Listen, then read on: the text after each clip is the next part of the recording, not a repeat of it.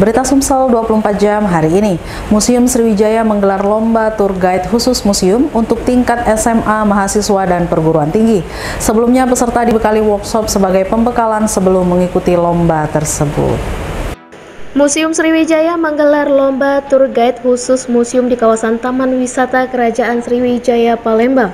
Pejabat pengadaan kegiatan teknis DAK Museum Sriwijaya, Khairul Sahri Penjalang mengatakan, peserta lomba tour guide ini berasal dari sejumlah siswa SMA, mahasiswa dari berbagai perguruan tinggi dan umum. Tercatat ada 38 orang peserta yang ikut dalam lomba ini. Selanjutnya akan dicari 10 besar untuk diajak ke museum agar mereka memahami koleksi yang dimiliki Museum Sriwijaya.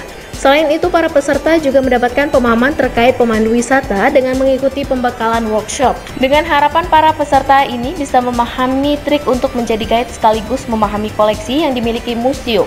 Sementara itu, pengurus DPD Himpunan Pramuwisata Indonesia Sumatera Selatan, Rima Febrianti mengaku jumlah pemandu wisata di Sumsel dinilai masih sangat kurang.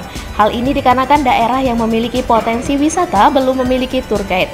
Akibatnya wisatawan masih bingung untuk mengetahui informasi sejarah maupun budaya yang dimiliki daerah tersebut. Saat ini, sambung dia, Himpunan Pramuwisata di Sumsel hanya ada 2 cabang, yakni Palembang dan Pagaralam. Sementara jumlah anggota dari himpunan ini hanya berkisar 140 orang.